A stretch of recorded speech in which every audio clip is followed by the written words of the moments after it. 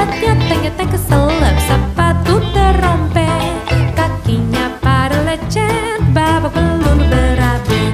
Maafkan lahir dan batin, lain tahun hidup prihatin. Cari uang jangan bingungin, lan Syawal kita ngawinin.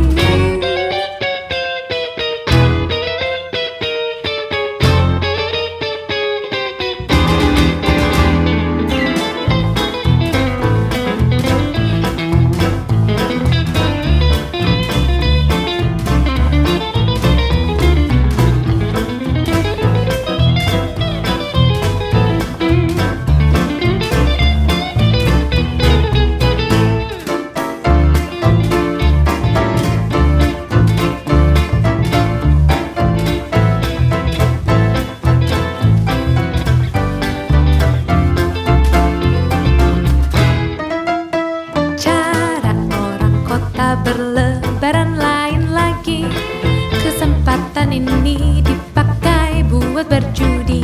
Sehari semalam main ceki, mabuk brandy, pulang sempoyongan kalah main pukul istri. Akibatnya sang ketupat melayang ke mata si penjudi, matang biru dirangsang si istri. Maafkan